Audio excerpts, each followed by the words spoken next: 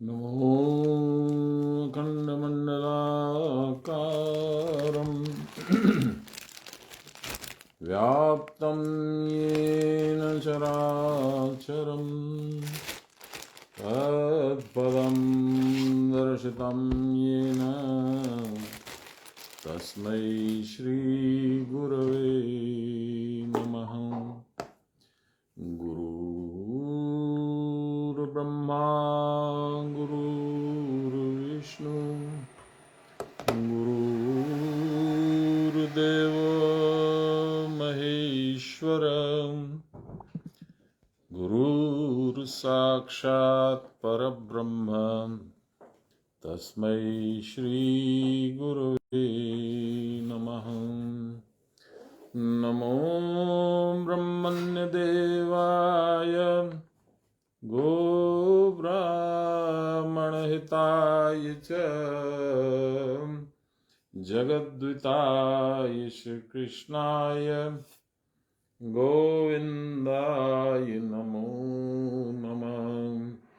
मूकं करोति वाचालं पंगुं लंघयति गिरिं यत्कृपातमहं वन्दे परमानन्दमाधवम्। नमो श्री ब्रह्म विद्यां योगशास्त्रे नमः। श्री गुरुचरणकमलेभ्यो नमः। श्री कृष्णाय नमः।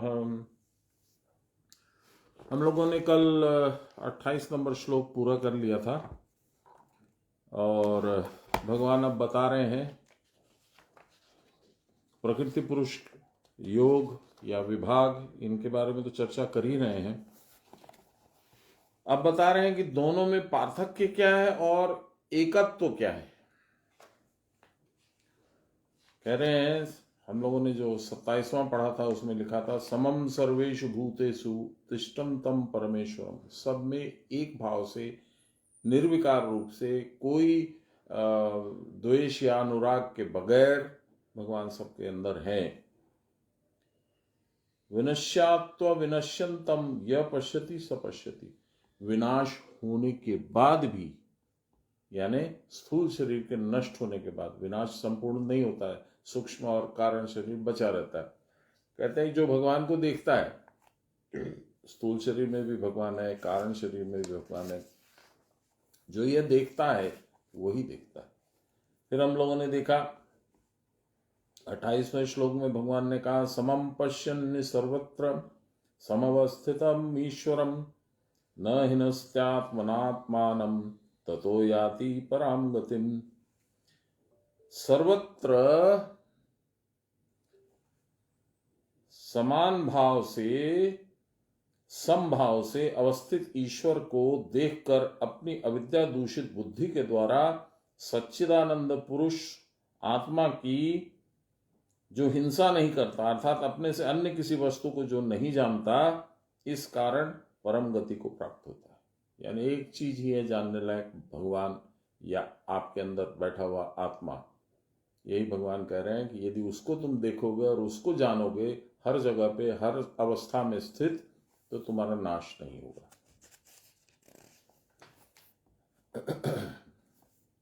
ये हम लोग पढ़ चुके थे। आज हम लोग पढ़ेंगे 29 नंबर 29।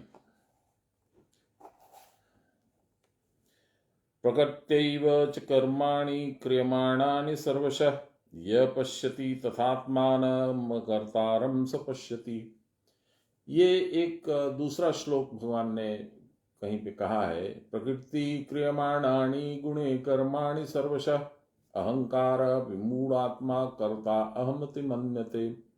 यानी कहते हैं कि प्रकृति ही सब कर्मों का करता है या सब कर्मों की करता है। उसको माया देवी के रूप में जान लीजिए, दुर्गा देवी के रूप में जान लीजिए, देवी शक्ति के रूप में जान लीजिए, जैसे भी जान लीजिए, वो प्रकृति ही सब कार्यों को करती है, कराती है। ठीक है, उसी को अब यहां बोल रहे हैं। उसमें कहा कि जो मूढ़ हैं, जिनको बुद्धि नहीं है, जो अपनी बुद्धि का प्रयोग नहीं कर पाते हैं, जिनको ज्ञान नहीं है, अज्ञान में लिप्त है, ऐसे लोग कहते हैं कि मैं ही कर रहा हूं। या इस श्लोक में थोड़ा सा फर्क किया है। उन्होंने कहा है कि प्रकृति ही सारे काम करवाती है। ये पहला सेंटेंस तो सेम है, दूसरे में कहा है यह पश्यति तथात्मानम कर्तारम स पश्यति। यह पश्यति यानी यह जो देखता है कि प्रकृति सारा काम करा रही है या कर रही है, वही कर्तार को देखता है, यानी भगवान को देखता है, और उसी का देखना यथार्थ देखना है। चलिए पढ़ते हैं हम लोग। और जो सारे कर्म प्रकृति के द्वारा ही इस सब प्रकार से साधित हो रहे हैं और आत्मा को अकर्ता रूप में देखता है, वही यथार्थतः देखता है। आत्मा निष्क्रिय है, यह हम लोगों ने बताया था, हम लोगों ने चर्चा की थी, सब कोई जानते हैं आत्मा कुछ करता नहीं है। हम लोग जो स्तुति गाते हैं उसमें भी तो है, एकम नित्यम विमलम अचलम सर्वदा साक्षी भूतम। आंख से देखते हैं, इसीलिए जगन्नाथ भगवान की बड़ी बड़ी आंखें बनाई गई बताने के लिए कि न मेरे हाथ है न पांव है, मैं खाली आंखों से देखता हूं, मैं साक्षी हूं। आध्यात्मिक व्याख्या लहरी मां से 2 लाइन। प्रकृति के गुणों के द्वारा ही सारे कर्म करता है, परंतु आत्मा में दृष्टि रखकर, अतः वह अकर्ता है, ब्रह्म में सर्वदा रहता है। अब ये लहरी महाशय ने आपके और मेरे लिए ये बता दिया कि प्रकृति के सारे गुणों को तो देखता है, सारे कर्मों को गुणों के द्वारा संपन्न हुआ भी देखता है, और लेकिन अब उसकी दृष्टि जमी रहती है आत्मा पर, तब वह ब्रह्म हो जाता है, इसलिए वो ब्रह्म में सदा सर्वदा रहता है। इस श्लोक की व्याख्या में भी श्रीमद् शंकराचार्य का भाष्य इस प्रकार है, सर्वभूतत्व मीशम समम पश्यन् न हिनस्ति आत्मन आत्मान मृत्युक्तम तदुत्पन्नम स्वगुण कर्म वैलक्षण्य भेद भिन्नेषु आत्मासु इत्येद शंख व्याह प्रकृत्यावेति। मायां तु प्रकृति विद्यात् इति मंत्र वर्णात् तया प्रकृतयैव च नान्यैव महदादि कार्य, महद बड़े बड़े कार्य। इसको संस्कृत को छोड़ देते हैं, बड़ा लंबा भाष्य है, कोई मतलब है नहीं, हम लोग को पूरा समझने में टाइम लगेगा, इसलिए इसके ट्रांसलेशन पे आ जाते हैं। सब भूतों में अधिष्ठित परमेश्वर को सर्वत्र समभाव से जो देखता है, वह आत्मा के द्वारा हिंसा नहीं करता है। यह कहा गया है। यहां शंका हो सकती है कि यह बात अप्रामाणिक है। How do you know this? मैंने भी बाबा से पूछा था, बाबा भगवान है ये तो मैं जानता हूं, पर थोड़ा इंजीनियरिंग भी पढ़ लिया हूं, थोड़ा मैं कंप्यूटर प्रोग्रामिंग भी करता हूं, मैं छोटे छोटे प्रोग्राम लिखता भी हूं, तो लॉजिकली नहीं जानने से इसका होता नहीं है। तो आप मुझे लॉजिकली जरा बतला दीजिए भगवान के होने का प्रमाण क्या है। ये मैं आप लोगों से चर्चा कर चुका हूं। तो बाबा ने कहा, देखो बाबा, तुम अभी बुद्धि की सीमा में हो। बुद्धि की सीमा जहां समाप्त होती है, वहां भक्ति की सीमा स्टार्ट होती है। भक्ति की सीमा का अंत में, यानी पराकाष्ठा में, जहां भक्ति एकदम एक्सट्रीम हो जाती है, वहां भगवान खड़े हैं। तो अभी तो तुमको बहुत लंबा रास्ता तय करना। बुद्धि से तुम भगवान को जानोगे तो कैसे होगा? नहीं होगा। वही यहां कह रहे हैं। यहां शंका हो सकती है कि यह बात अप्रामाणिक है। बाबा ने जो बोला, मेरे गुरु थे, मुझे उन पर पूर्ण आस्था थी, पूरा समर्पण था, तो जो उन्होंने बोला वो मैंने माना। लेकिन जहां आस्था और समर्पण नहीं है, वहां ये बात मानेगा नहीं। लोग कहें हाँ ठीक है, वो तो है, सारा कुछ भगवान निर्माण करते हैं, सारा कुछ भगवान चलाते हैं, तो कुछ तो प्रमाण होगा ना। इस तरह का कुतर्क हम लोग कर सकते हैं, क्योंकि जीव के गुण और कर्म के विलक्षण को देखकर ही यह प्रमाणित होता है कि देह भेद से आत्मा भी भिन्न भिन्न है, ऐसा लगता है, प्रतीत होता है। सब भूतों में यह आत्मा समभाव से नहीं रह सकता। ऐसा यदि कोई होता तो कोई सुखी, कोई दुखी, कोई ज्ञानी, कोई अज्ञानी, इस प्रकार के जीवों में अलग अलग व्यवस्था नहीं होती। ये एक कुतर्क है। इस प्रकार की शंका के निवारण के लिए कह रहे हैं कि प्रकृति शब्द का अर्थ है भगवान की माया। आपको मालूम है प्रकृति शब्द दो शक्तियां होती है भगवान की, परा और अपरा। जो अपरा शक्ति है वही माया रूप में जगत का निर्माण करती है, झूठे विश्व का। और जो पराशक्ति है वह निर्गुण को सगुण में रूप में दिखलाती है, यानी ब्रह्मा, विष्णु, महेश, कृष्ण के 10 अवतार इत्यादि। ये माया त्रिगुणात्मिका है। इस माया जो जो संसार को बनाती है, आपको मेरे को बनाती है, ये त्रिगुणात्मिका है। इसमें 3 गुण है। यहां पर एक त्रिकोण रहता है, ऐसा त्रिकोण है। इस त्रिकोण में 3 बिंदु है। सबसे नीचे काला बिंदु है, ऊपर में सफेद है, बाईं ओर सफेद है, आपके बाईं ओर तो यही हो गया, और इधर में लाल है। ये 3 गुणों के लक्षण है। सफेद यानी सतगुण, लाल यानी रजोगुण, और काला यानी तमोगुण।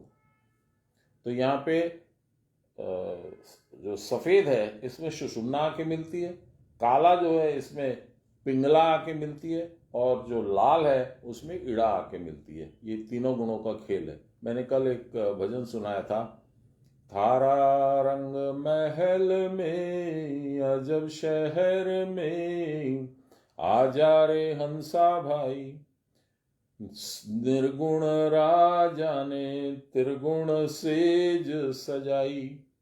यही है त्रिगुण सेज, ये कुटस्थ में है। यहीं तक तीनों गुणों का खेल है। इसके ऊपर फिर तीनों गुणों का खेल नहीं, इसके अंदर भी जाने से तीनों गुणों का खेल खत्म। तो कहते हैं ये माया त्रिगुणात्मिका है। श्रुति में भी है कि माया को प्रकृति जानो, महतत्व प्रवृत्ति कार्य और कारण रूप में परिणत प्रकृति ही कर्म करती है। प्रकृति के सिवा अन्य कोई कर्ता नहीं हो सकता है। कर्म भी 3 प्रकार के हैं, वाचिक, मानसिक और कायिक। मनसा वाचा कर्मणा। सब प्रकार से प्रकृति सारे कर्मों को करती है। आत्मा क्षेत्रज्ञ कर्ता नहीं है।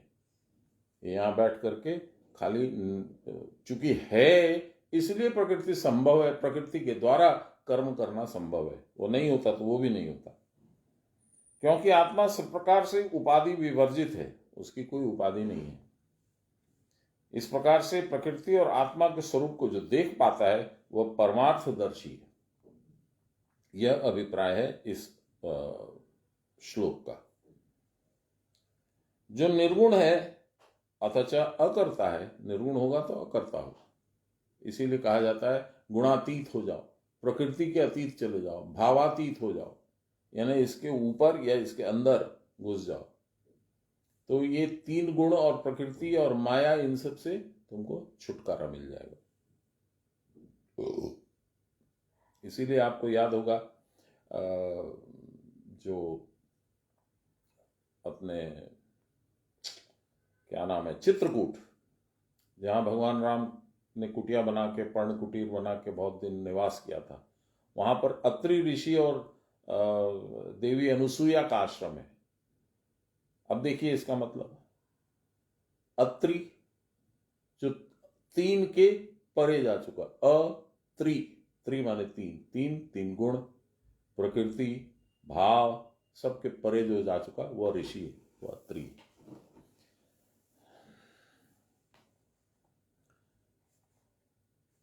कर्म भी 3 प्रकार के, वाचिक, मानसिक और कायिक। सब प्रकार से प्रकृति ही सारे कर्म को करती है। आत्मा क्षेत्रज्ञ करता नहीं है, क्योंकि आत्मा सब प्रकार से उपाधि भी वर्जित है। इस प्रकार से प्रकृति और आत्मा के स्वरूप को जो देखता है वह परमार्थदर्शी है, वह अभिप्राय है। जो निर्गुण है अथच जो अकर्ता है, निर्गुण अकर्ता हो गया, वह आकाश के समान निर्विशेष और निरुपाधि आत्मा प्रत्येक शरीर में भिन्न है। इस विषय में किसी प्रकार का कोई प्रमाण नहीं मिलता है।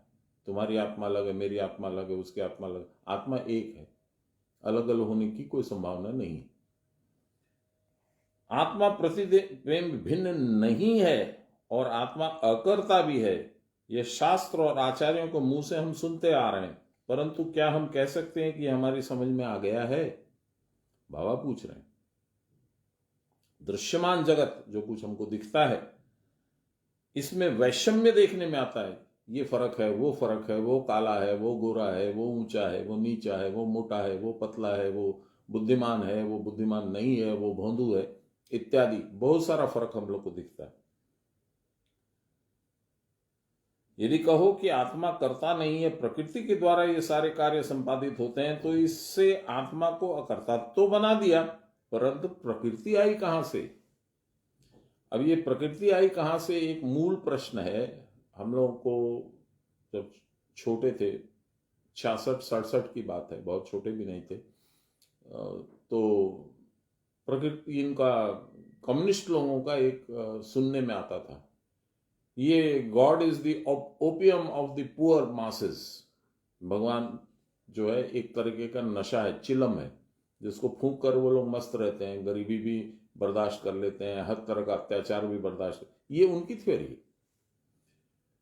ये जो कुछ हो रहा है इसको नेचर कर रहा है। तो यहां तक तो हमारी बात उनसे मिलती है। प्रकृति, नेचर, जो भी कहिए आप, माया, ये तो मिलता है। लेकिन वो ये कभी नहीं बताते हैं कि नेचर आया कहां से, उसकी उत्पत्ति कहां से हुई। और यहीं पे हम लोग का और उसमें फर्क है। प्रकृति जो है या माया या नेचर, ये भगवान की अपनी शक्ति है। और भगवान को लोग डिनाई करते हैं। नाम है सीताराम येचुरी, लेकिन कहते हैं हम भगवान को नहीं मानते। तो तेरे बाप और माँ तो मानते थे भाई, उन्होंने इसीलिए तेरा नाम अपने हिसाब से सुंदर रखा, सीताराम, राधा श्याम। पर ठीक है, अपनी अपनी भ्रांति में जीता मनुष्य। और प्रकृति के परिणाम अंतःकरण में जो आत्मा का अध्यास होता है तथा अध्यासवश जो आत्मा में कृतत्व कल्पित होता है, यह अध्यास कैसे संभव हुआ? अध्यास माने ओनरशिप। आत्मा का कृतत्व मान लेने पर प्रकृति का अस्तित्व अस्वीकार करना भी संभव नहीं है, क्योंकि दोनों का संयोग तो आवश्यक है। आत्मा होगी तो ही प्रकृति होगी, नहीं तो नहीं होगी। भगवान होंगे तभी तो उनकी शक्ति होगी। आप हैं तभी तो आपकी ताकत है। आप ही नहीं है तो ताकत कहां से आएगी?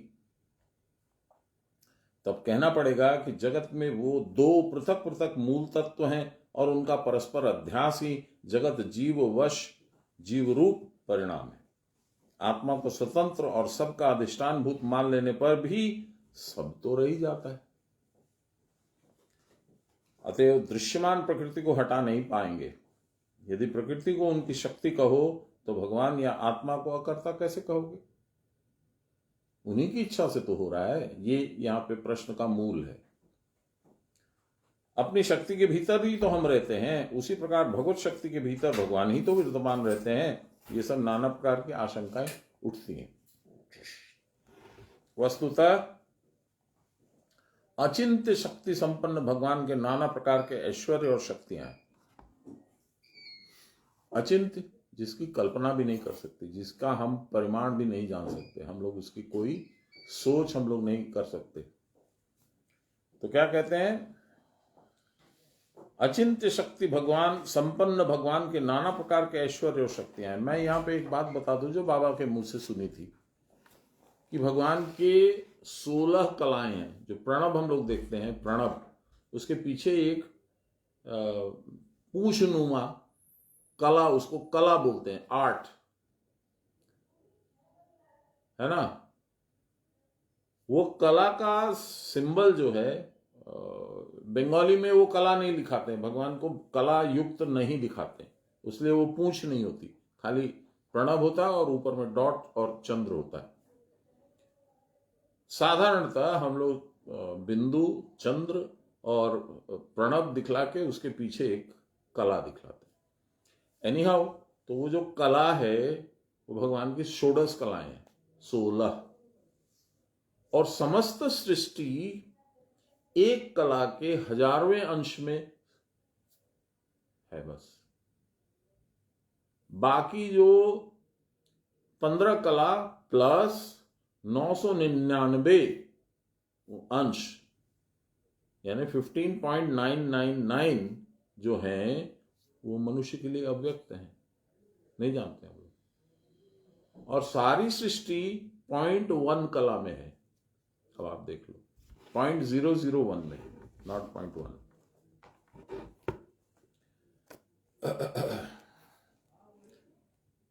तो हम लोग क्या विचार करेंगे और क्या उस पर तर्क करेंगे और क्या हम लोग उसमें खोट ढूंढ पाएंगे? नहीं पाएंगे। तो जो बड़े बड़े ऋषि मुनि हैं, उन्होंने देखा है, कुटस्थ में ध्यान लगा के बरसों बरस साधना की है, उन्होंने ये सब पाया।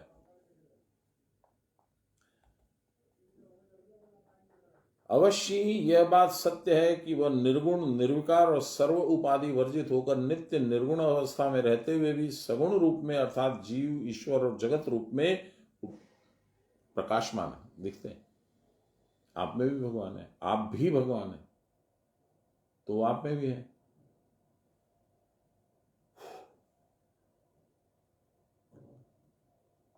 इसको अस्वीकार करने का कोई कारण नहीं है। अतएव यह कहना उपयुक्त है कि निर्गुण और सगुण दोनों ही वह हैं। हमने तो अभी स्टार्टिंग में ही कह दिया था कि पराशक्ति जो है वो सगुण रूप का निर्माण करती है। भगवान अपने रूप से अच्युत नहीं होते, यानी वह निर्गुण रूप में, निराकार रूप में ही रहते हैं, लेकिन वह शक्ति ऐसी है कि उनके बल से बलशाली होकर के सगुण रूप भी दिखलाती है।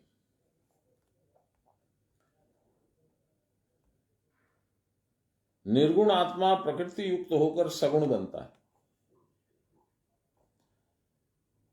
प्रकृति कोई भिन्न सत्ता नहीं है। देखिए यहां पे आ गई बात, ये फैक्ट भी है। आपकी प्रकृति और आप में क्या अंतर है? आपको कहा गया आप इतना वजन उठाइए, आप में जितनी शक्ति होगी उतना वजन उठाएंगे, उससे ऊपर आप छोड़ देंगे, नहीं हमसे नहीं होगा। तो शक्ति आपके अंदर है, आपका एक अविभाज्य हिस्सा है, उसका डिवीजन नहीं हो सकता।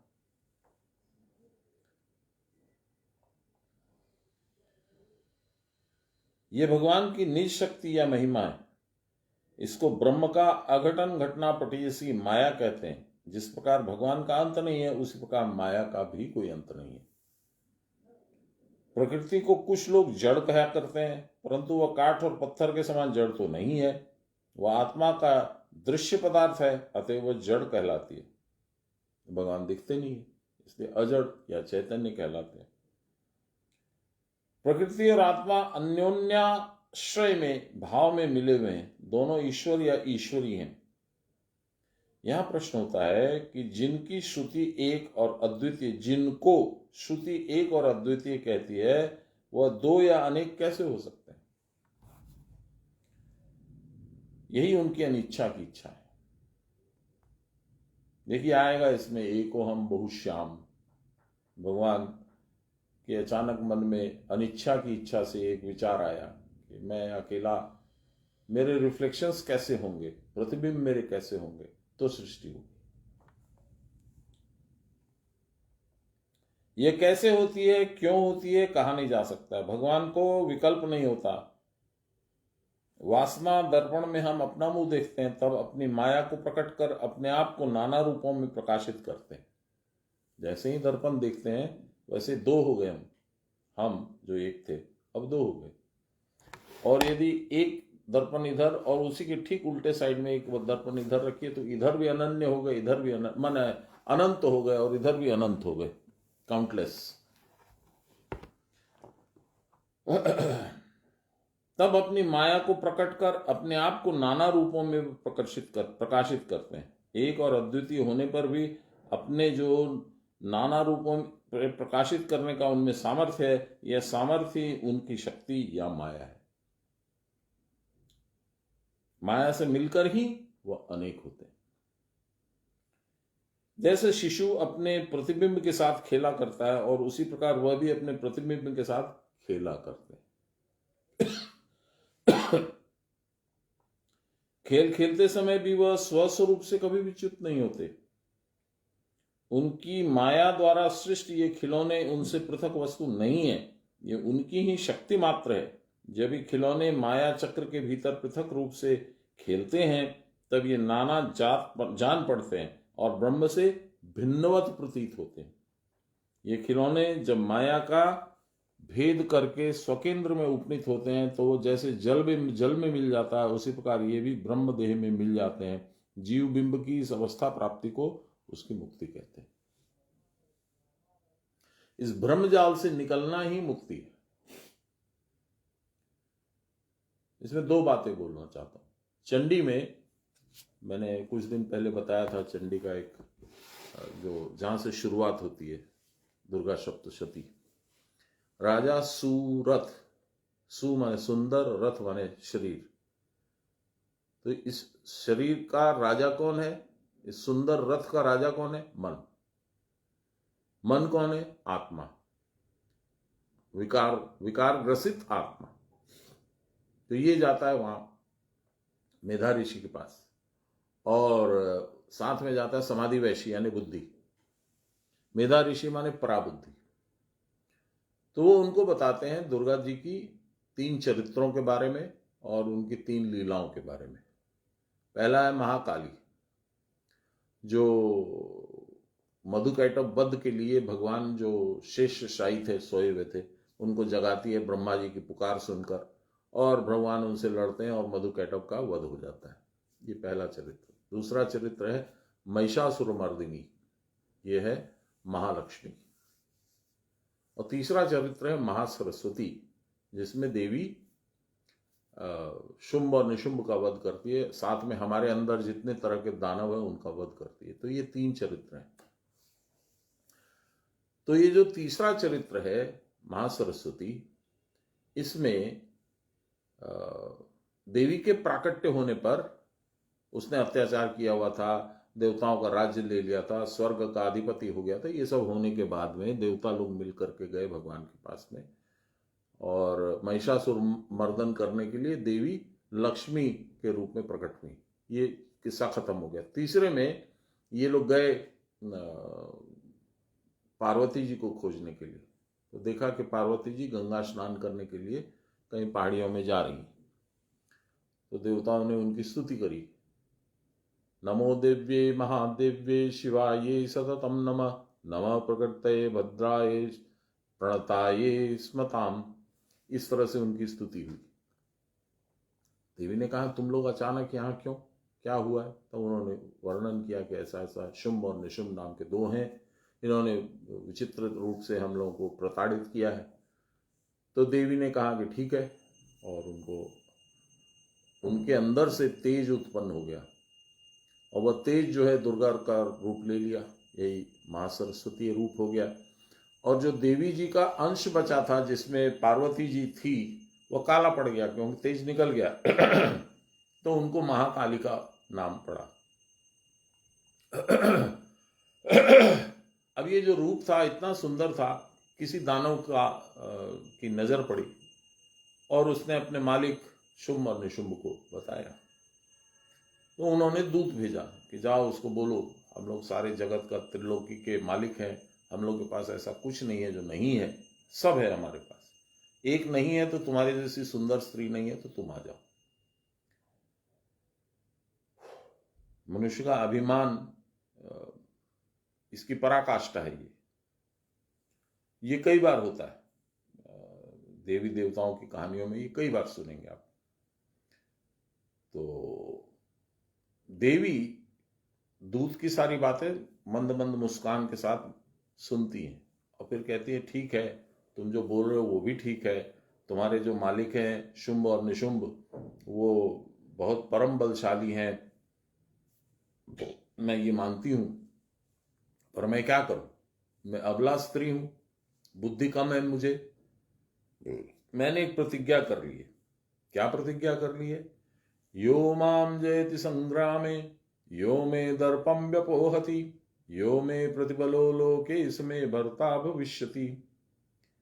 यो माम जयति संग्रामे, जो मुझसे लड़ करके मुझे जीत लेगा। यो माम दर्पम व्यपोहति, मेरा दर्प घमंड कि मुझे कोई नहीं हरा सकता, इसको जो चूर करेगा। यो मे प्रतिबलो लोके, संसार में जो मेरे बराबर बराबर ताकत लगाएगा, समय भरतार भविष्यति, वही मेरा स्वामी होगा भविष्य में। तो तुम अपने मालिक को जाके ऐसा बोल दो। देखिए इसका बात कर, ये चर्चा लाने का, ये कॉन्टेक्स्ट लाने का, ये प्रसंग लाने का पर्पस क्या है? देवी जी जो हैं प्रकृति रूप में परम, क्या कहिएगा, प्रतापशाली हैं। उनके जैसा प्रताप है नहीं किसी के पास। और प्रकृति अतीत होना है, त्रिगुणातीत होना है, भावातीत होना है, तो क्या करना होगा? इनके बराबर लड़ना होगा, इनको हराना होगा, इनका घमंड चूर करना होगा, तब वो आपकी सेवा करेंगी, भगवान की जैसे सेवा करती है। तो यही देवी जी का संदेश था, है ना? आपके लिए, मेरे लिए भी यही लागू होता है, सबके लिए यही लागू होता है कि जब तक प्रकृति को पूरी ताकत लगा करके हरा नहीं दोगे। अब प्रकृति क्या है तुम्हारे लिए? जो तुम्हारे साथ लड़ेगी वो कौन है? बहिर्दृष्टि, चंचल मन, चंचल प्राण, संसार आसक्ति। यही है देवी का रूप जो तुमको फंसा के रखा है। इससे लड़ना होगा और इसके परे जाना होगा। पार परे जाओगे तो ही बचोगे, और नहीं तो बार बार बार बार बार बार घूमते रहो। आओ जाओ, आओ जाओ, आओ जाओ, आओ जाओ। स्नेक्स एंड लैडर्स, महर्षि मेरा ख्याल है ज्ञानदेव महाराज ने इसका निर्माण किया था हजारों साल पहले। स्नेक्स एंड लैडर्स गेम क्या होता है देखिए आप। पाशा चलते हो, सीढ़ी आती तो ऊपर, सांप आता है तो नीचे। यही तो जीवन है। बहुत मेहनत करके थोड़ा चढ़े और 2-4 कदम आगे बढ़े, कोई सांप आ गया, निकल लिया उसने, आप नीचे आ गए।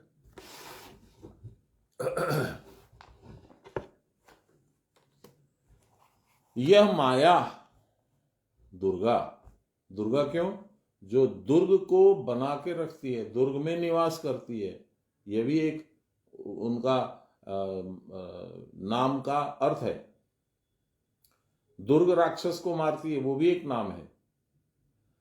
यह माया अन्य कोई वस्तु नहीं है, उनकी स्वशक्ति है। किनकी? परब्रह्म परमेश्वर की। अब आप देखो किससे लड़ना है, किस शक्ति से लड़ना है और कितना लड़ना है। सामने देखो, ऋषियों ने उस मूल केंद्र को पिता और उसकी अचिंत्य शक्ति को, जो जगत की उत्पत्ति का हेतु है, विश्व जननी कहकर संबोधन किया।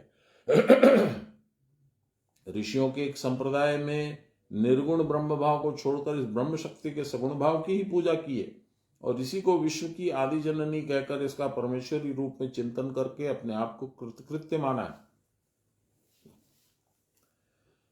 यह भी बड़ा सुंदर भाव है।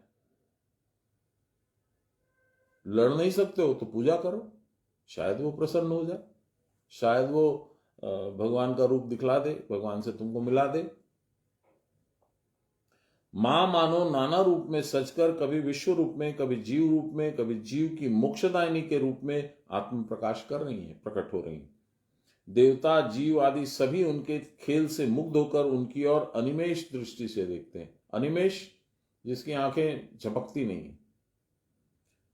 कार्य रूप में विश्व और कारण रूप में निराकारा, विश्वातीता, अरूपिणी होकर भी वह जीव का संताप हरण कर रही है और उपयुक्त पात्र को मुक्तिदान देने के लिए सदा उद्यत रहती है। शिव जैसे बुद्धि के लिए अगम्य है, मां भी उसी प्रकार बुद्धि के लिए अगम्य है। बुद्धि से नहीं समझ सकते। ये तो बाबा ने बोला था, अभी आप लोगों को सुनाया। तुम अभी बाबा बुद्धि के सीमा में हो, भगवान को नहीं समझ पाओगे। भक्ति की सीमा क्रॉस कर जाओ, उस पार चले जाओ, शायद तुमको भगवान समझ में आ जाएंगे। शिव जैसे बुद्धि के लिए अगम्य है, मां भी उसी प्रकार बुद्धि के लिए अगम्य है। इसी कारण देवी महात्म्य में ऋषि स्तवन करते हैं। क्या करते हैं? ये देखिए, ये चंडी का हिस्सा है, ये 4th अध्याय का पद है। हेतु समस्त जगतां त्रिगुणापि दोषैर्न न ज्ञायसे हरिहरादिभिरप्यपारम् सर्वाश्रयाखिलमिदं जगदंशभूतम् अव्याकृता हि परमा प्रकृतिस्तमाद्याम्। हेतु समस्त जगतां, समस्त जगत का हेतु तुम ही हो मां। त्रिगुणापि दोषैर, त्रिगुण दोष के वजह से तुम जगत को निर्माण करती हो। न ज्ञाय से हरिहरादि पर पारा, हरिहर आदि, हरि विष्णु, हर शंभु, ये लोग भी नहीं जानते। देखिए बाबा क्या लिखे वही पढ़ते हैं। हे देवी, तुम समस्त जगत के मूल कारण हो, तुम त्रिगुणमयी हो। इसी कारण रजोगुण से जगत की सृष्टि करती हो, सत्वगुण से जगत का पालन और तमोगुण से जगत का संहार करती हो। ब्रह्मा विष्णु महेश। सृष्टि स्थिति और प्रलय का तुम ही एकमात्र कारण हो। जगत की सारी वस्तुएं तुम्हारा ही प्रकाश है, तथापि तुम राग द्वेष आदि दोषों से युक्त जीवों को ज्ञेय नहीं हो। जिसको राग है, दोष, द्वेष है, जलन, शकुनी, उसको नहीं पता चलेगा तुम कौन हो। हरिहर आदि भी तुमको जान नहीं सकते। तुम अंत रहित हो, तुम सबकी आश्रय रूपा सर्वव्यापिनी हो। अतः यह अखिल ब्रह्मांड तुम्हारा एक अंश मात्र है। ब्रह्मांड एक अंश मात्र है। प्रकृति पृथक पृथक दृश्य वस्तु रूप में अविच्छिन्न होते हुए भी तुम एक षड्विकार शून्य आद्या प्रकृति हो। अतएव जगत में जो कुछ भी कार्य हो रहा है वह सब प्रकृति का है, तुम्हारा नहीं है, मेरा नहीं है, प्रकृति का है। ब्रह्म के भीतर जो कार्य रूपी भाव या शक्ति है वही प्रकृति है। यही आत्मा की क्रिया शक्ति, बाहरी प्रकाश या शरीर ग्रहण है। यह क्रिया शक्ति आत्म केंद्र से सर्वत्र विस्तृत होकर जगदादि रूप में परिणित होती है। यही क्रिया शक्ति जब संकुचित होती है तब केंद्र में लीन हो जाती है, तब वे अव्याकृत हो जाती है। उस समय जगदादि रूप में परिणाम नहीं होता, तब जगत का लोप हो जाता है। प्रलय इसी को कहते हैं। पहले यह शक्ति आत्मा में अविनाभाव से सम्मिलित रहती है, पश्चात उसको अपने आप को देखने की इच्छा होती है और देखते ही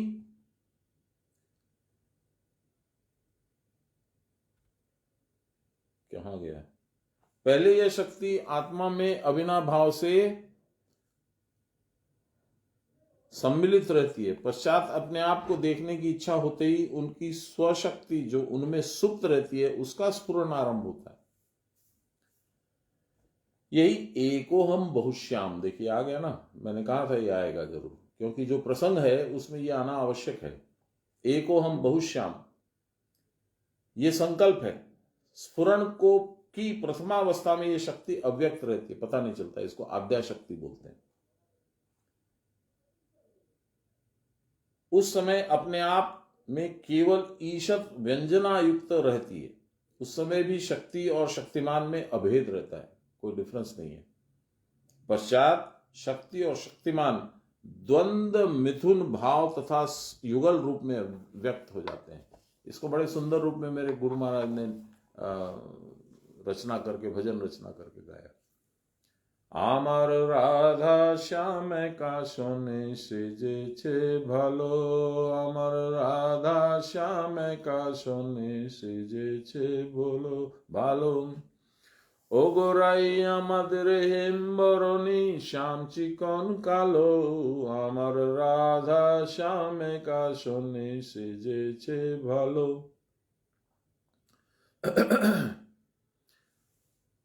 कितना बोले, शिव और पार्वती में भी यही है, शिवलिंग में भी यही है। शिव और पट, गौरी पट एक ही है। वह प्रकृति का स्वरूप है और शिव जो है पुरुष का स्वरूप है। इसको बहुत सारे गलत विचार आचार लगा करके लोग बहुत उल्टी सीधी बातें बोलते हैं, इसमें दम नहीं है। ये मूल बात यही है कि शिव लिंग का मतलब होता है चिन्ह, सिंबल। और चूंकि विश्व जननी है इसलिए गौरी पट। चलिए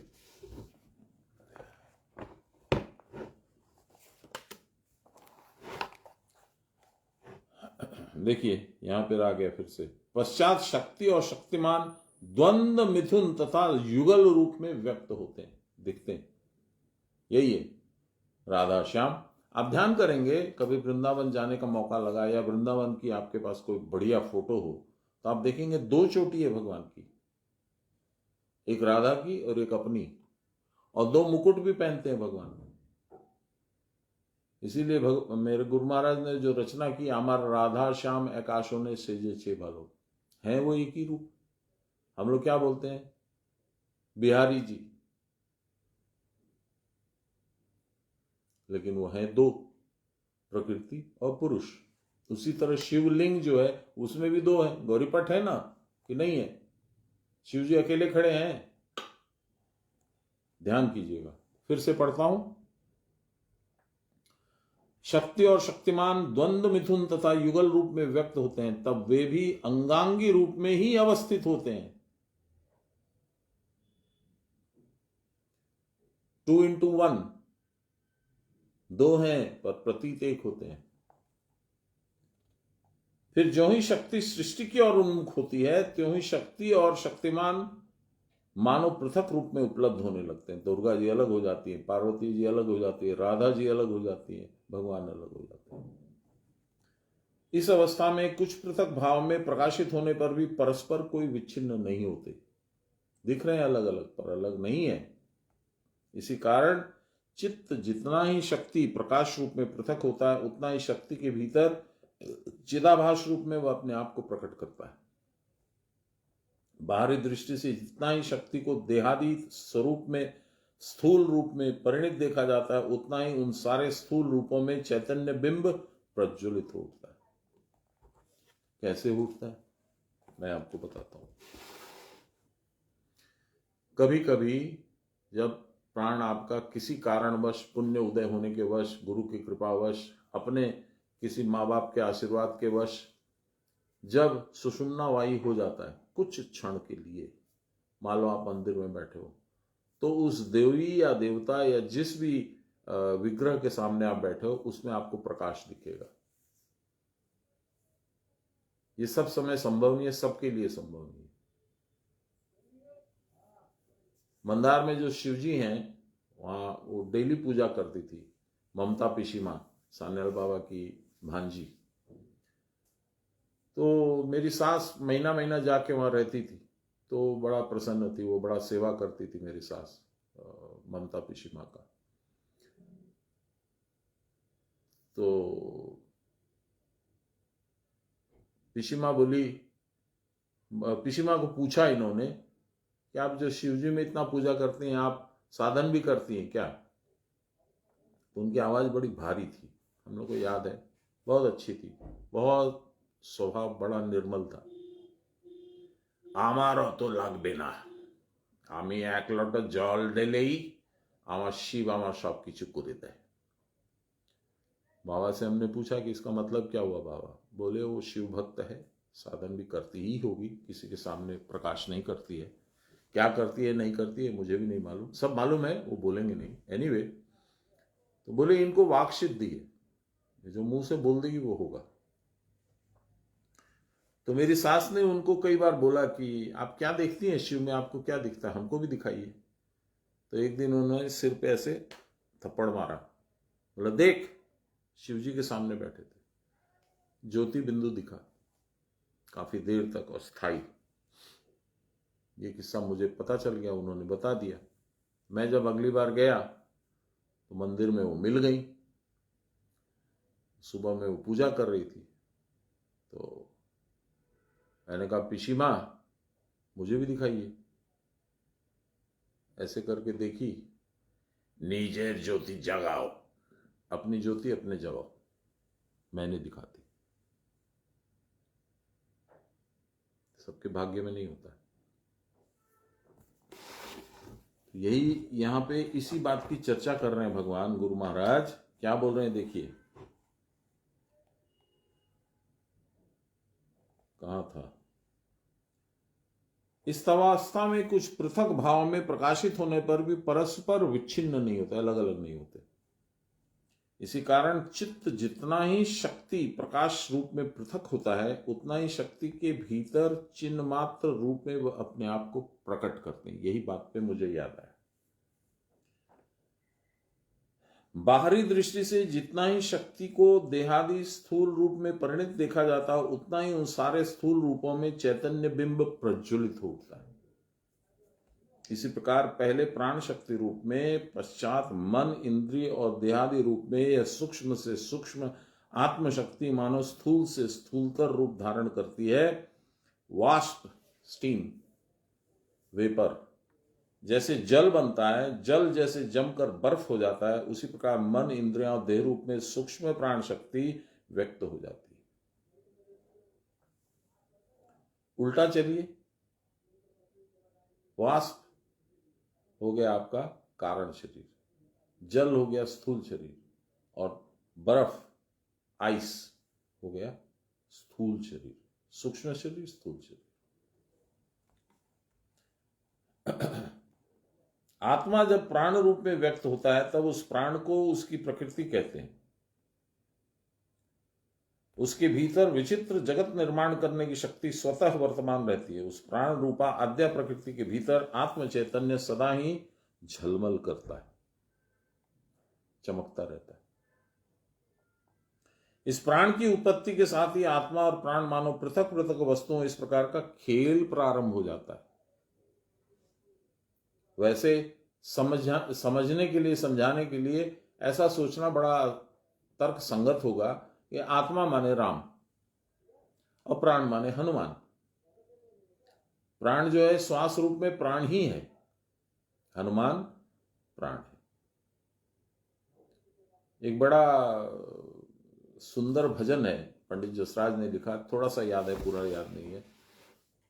भरत ने पूछा कि हे भैया, ये आए थे, आपका भी समाचार इन्होंने दिया, लक्ष्मण को जो वो लगा था शक्तिवान वो भी समाचार दिया, ये संजीवनी बूटी लेके गए थे, ये सारा समाचार दिया, और अभी आपके साथ यहां आ गए, ये है कौन? तो बड़ा सुंदर भजन है, भरत भाई कपि से उरे न हम नाही, मैं कपिल का ऋण नहीं उतार सकता हूं।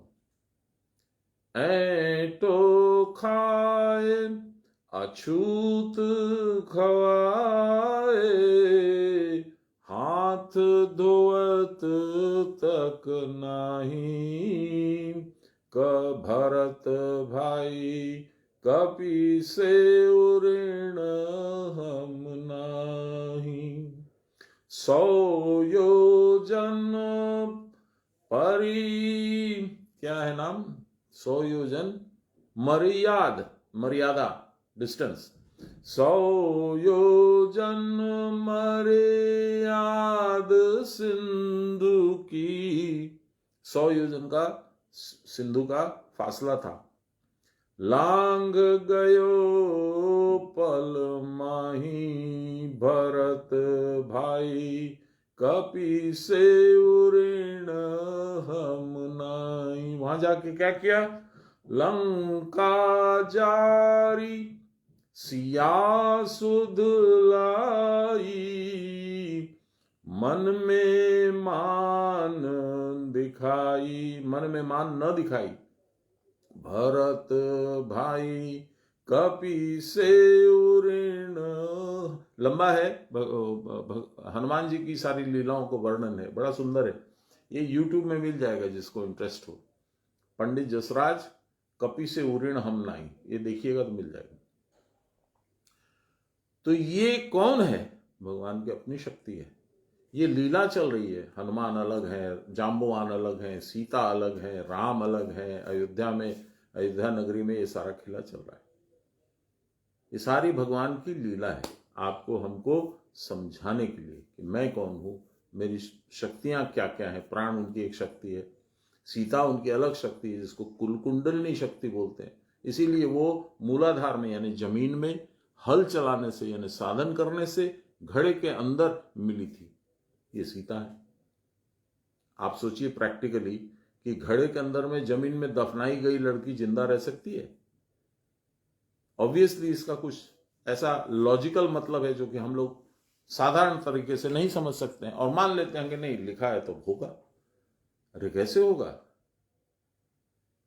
ये समझने की आवश्यकता है। यही जिज्ञासा जो है ये इसको आपको खोज करके इसका उत्तर बताएगी। तो सीता कौन है आप समझ लीजिए, कुल कुंडलिनी शक्ति, स्थिर प्राण। इसीलिए सीता को मां बोलता है हनुमान, क्योंकि हनुमान खुद है चंचल प्राण, इसीलिए बंदर रूप में दिखाया है। बड़ा सुंदर है। हम लोग का जो ये सनातन धर्म है और इसके शास्त्र हैं, इनकी मान्यताएं हैं, आप जितना समझोगे, जितना डीप में जाओगे, उतना आनंद आएगा, आना ही है। कोई मूर्ख ही होगा जिसको आनंद नहीं आएगा।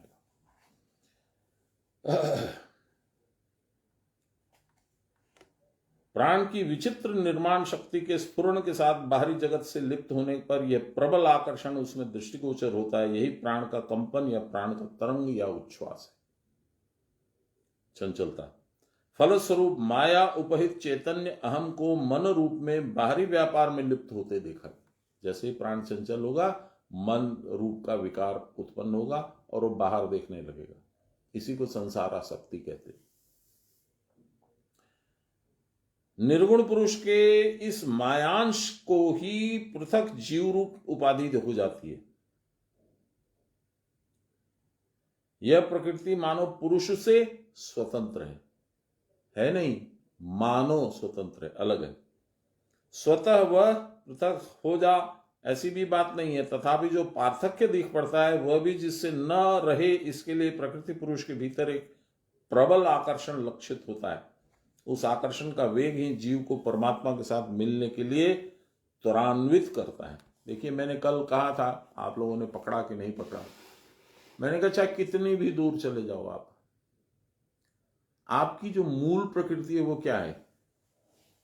आप भगवान का अंश हैं। बेटा अमेरिका चला जाए, जर्मनी चला जाए, स्पेस में चला जाए, कहीं चला जाए, उसकी मूल प्रकृति क्या कहती है? उसकी मूल प्रकृति कहती है कि माँ बाबा अकेले होंगे, मुझे भी उनके बिना कैसे लग रहा है, एक बार मिलाते।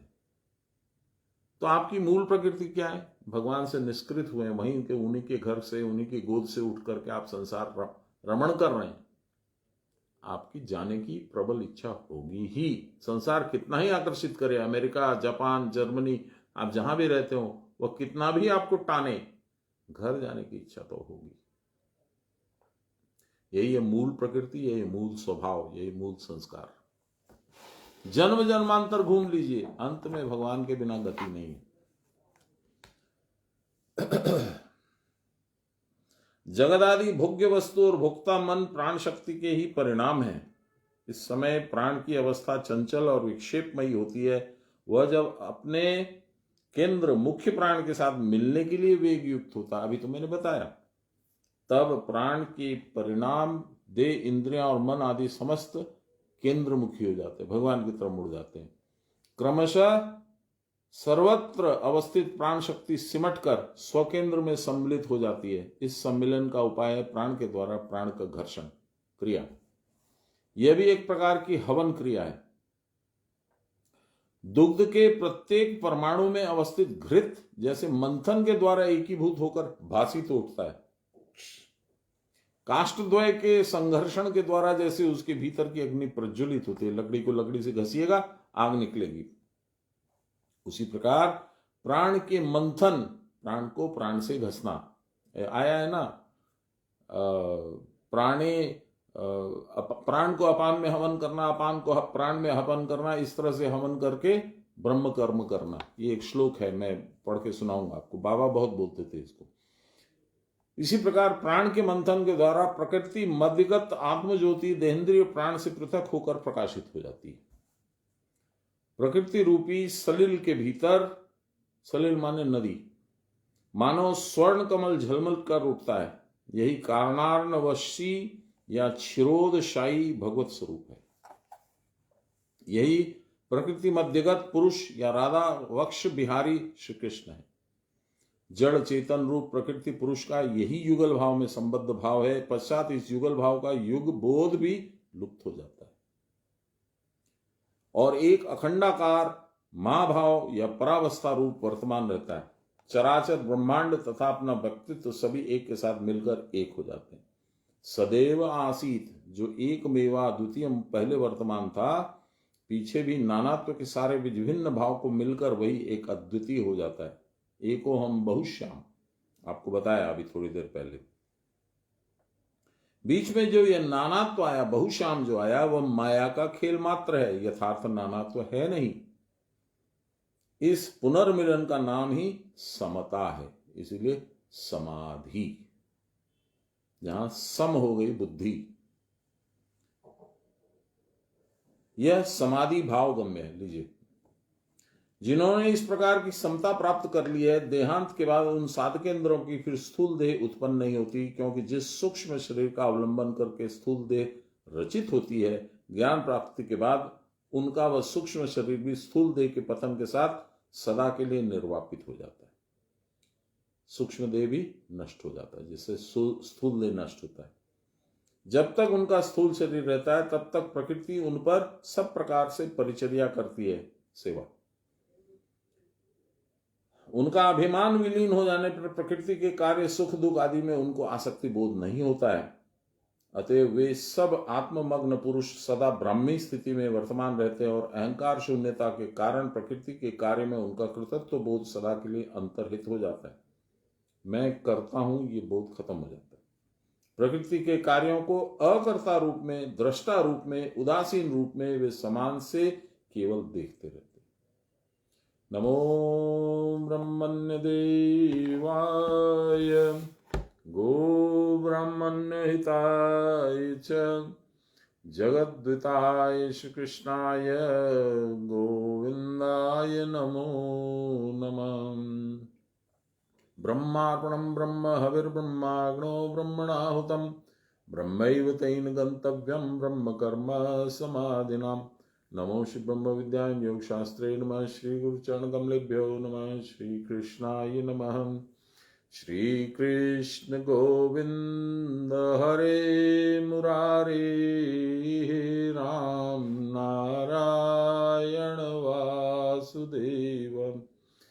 श्री गुरु चैतन्य हे आत्मदेव, हे मात दुर्गे हर विश्वनाथ।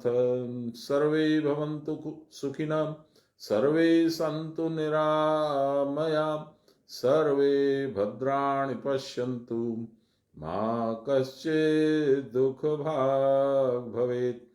असतो मा सद्गमय, तमसो मा ज्योतिर्गमय, मृत्योर्मामृतं गमय। आविराविमहीधि रुद्रयते दक्षिणां मुखं, तेन मां पाहि नित्यं। रुद्रयते दक्षिणां मुखं, तेन मां पाहि नित्यं। बोलिए प्रेम से गुरु महाराज की जय। परम गुरुदेव की जय। परात्पर गुरुदेव की जय। परमेष्टि गुरुदेव की जय। गुरु माता की जय। हर हर महादेव। आप लोगों को अंदाज लगा होगा 13वां अध्याय इतना गूढ़ और इतना सुंदर और इतना मन को पकड़ने वाला क्यों है। अभी हम लोग जो पढ़ रहे हैं ये लास्ट, अभी जब से स्टार्ट किए हैं, कितना सुंदर लग रहा है। चलिए कल फिर मिलेंगे। जय गुरु।